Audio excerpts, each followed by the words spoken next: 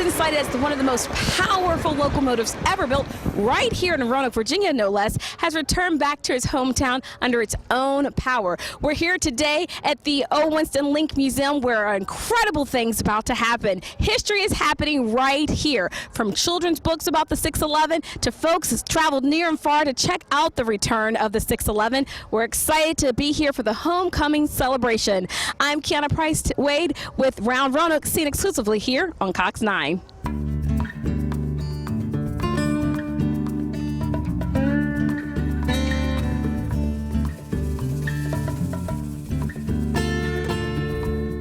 We're here with Alice, who is the author of the great new exciting book. What was your inspiration for writing the book? Well, I think it's something that the museum had wanted to happen for a long time and that the community had wanted for a long time. I think the train is a very special part of this community and has inspired a lot of people, and so we wanted to tell that story to make sure that future generations would have access to it as well. So what is your observation of everyone's energy here today? There's a great energy here today. I did my MFA at Hollins, and so I know and love the Roanoke community, and it's great to see such vibrancy and so much support for this train.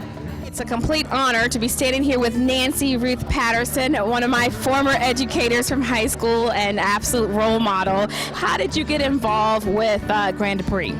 Well, I've known Biff Fitzpatrick for a long time. And every time I would see him in the grocery store, he'd say, "When are you going to write that book for me?" And I told Biff, "Well, I'm retired, but I know the perfect person to do it.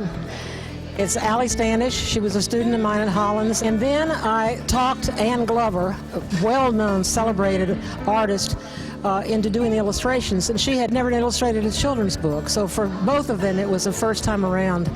I knew there was something very special about this engine.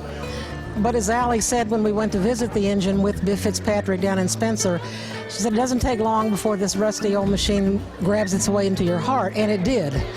So it became a real labor of love for all of us who were involved with it, and I'm so proud of both of them and so grateful that Biff finally got the book that I promised him a long time ago. What was your inspiration in terms of, I guess, being able to get such lifelike, beautiful illustrations and pictures here?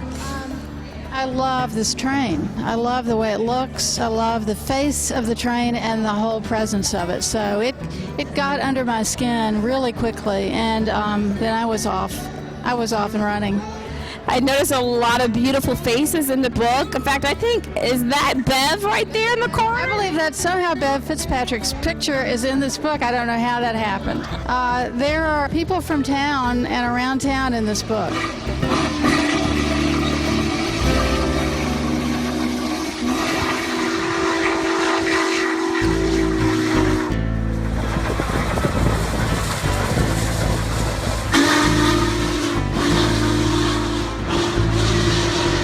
What brings you here today? I love the 611, and I'm just glad she's coming home. So what got you excited about the 611? When did you first learn about the 611? When I came down to Roanoke, I became very interested in trains, seeing all the trains in the area, and I've been following the progress of the 611. So, Cheryl, this is a pretty big deal. Like, I talked to some people before I came over here today, and some people knew what I was talking about. Some people just simply knew there was a restaurant named after the 611. Yeah.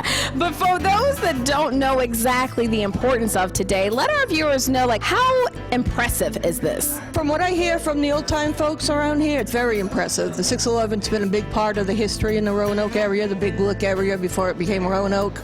And to some of the old timers, I got some friends that are real involved in railroading.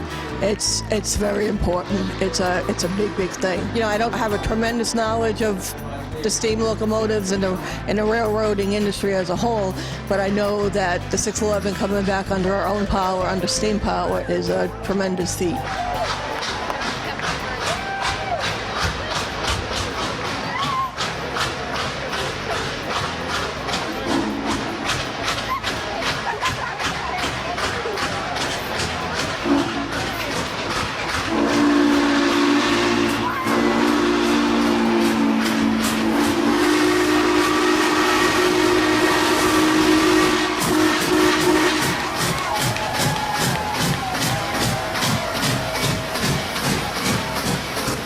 We're here with Mike, director of the Link Museum. What an exciting day. For those that don't know, the 611 has not been in operation for well over 20 years, if I'm not mistaken. So I know it's been a long time coming to get that beauty back here, but exactly what did it involve to get it back? A huge fundraising effort handled by the Virginia Museum of Transportation.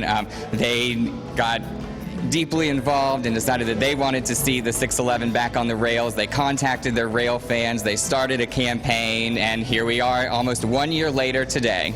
So for those that aren't able to come and be a part of this homecoming celebration today, how long will the 611 be in our area? 611 is back home for the foreseeable future. She will head out for excursion service and will leave from the passenger station July 3rd, 4th, and 5th for excursions. You can check out ticket information at fireup611.org. It's been a historical day here at the Winston Link Museum. You too can take part in history. Now, although you might not have made it out here today, we are excited to say that the 611 is hopefully here to stay. Thanks so much to all our guests, to the staff of the Winston Link Museum, to the author, illustrator, and creator of the beautiful new book, and to the visitors here today. Thank you, and thank you for watching. I'm Kiana Price Wade for Roanoke, seen exclusively on Cox 9.